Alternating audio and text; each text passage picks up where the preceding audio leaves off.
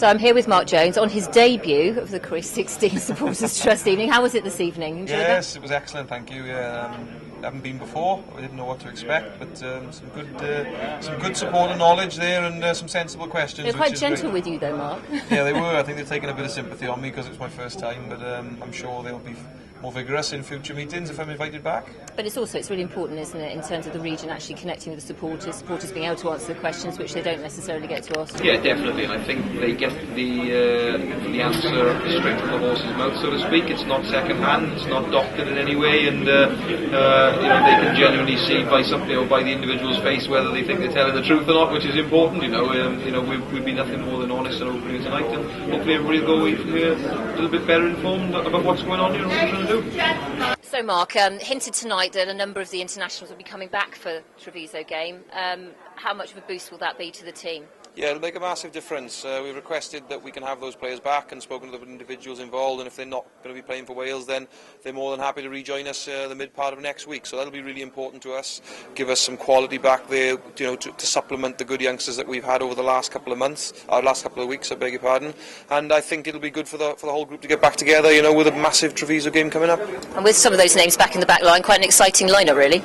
Yeah, there's a potential of putting together a pretty special back line there, and there'll be some individuals that won't be involved, will be feeling hard done by, but that's the quality we've got here at the moment, and I'm sure players and coaches alike, we wouldn't have it any other way, and it'll only bring the best out of each other, I'm sure, and whatever team takes the field against Treviso, it'll be real quality, I'm sure.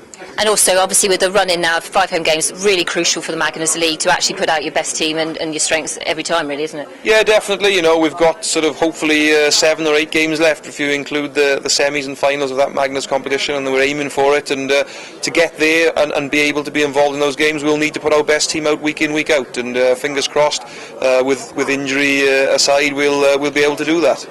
Obviously there's some big games coming up, there's some 8-pointers, I mean everything's still to play for really, sitting in 6th, but some big crunch games coming up for us as well. Yeah, before the Leinster game we were sitting 2nd, so that's the difference a loss can make to you. You can just drop down right out of the playoffs, so we're aware of that.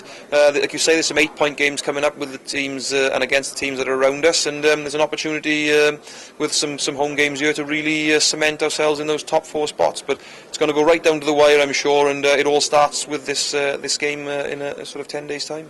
And in terms of the reflections over the whole season, if you've had a sort of bit of a gap now for a couple of weeks, overall, pleased with the Magners League performance, considering what, the performance in the previous season as well? Yeah, we've dropped off a little bit lately in terms of what we expect of the group, and there are reasons for that, of course, but we need to make sure that we don't let it slip anymore if we've got ambition of qualifying, and generally I am pleased with the way the season's gone, as are the other coaches. I think we've made huge strides forwards from where we were last year. I think we were sitting probably 2nd from bottom last year, and as I mentioned previously, we were 2nd from top last week, so there's the level of improvement that we've had, and the players have got to take full credit for that, and fingers crossed, we'll be sitting 2nd in 3 or 4 weeks' time when those playoff positions are decided. A couple of reflections on the internationals, their performance over the Six Nations. George North is now back with the squad. Shane Williams has been said to be out. Do you expect to see him? Well, yeah, he'll be an ideal replacement. I'm a big fan of George. He's been with us a short time, and the people that have been working with him before he came to us have obviously done a marvellous job. We've hopefully helped him and improved him also, and took him up that extra level that's required to be an international player, but he's really grasped it with both hands, and for me, not being biased at all, but I really see with Shane being out now, Morgan and George being the 2 wings for Wales on the weekend, if they really want to go to France and take the game to France, then I see those 2 guys playing, especially in that back 3 combination with Lee Burns, so it's been a marvellous rise for George, and like you say, with the other guys we've got involved there as well, Wales could field a very strong team with hopefully a lot of Scarlets in it.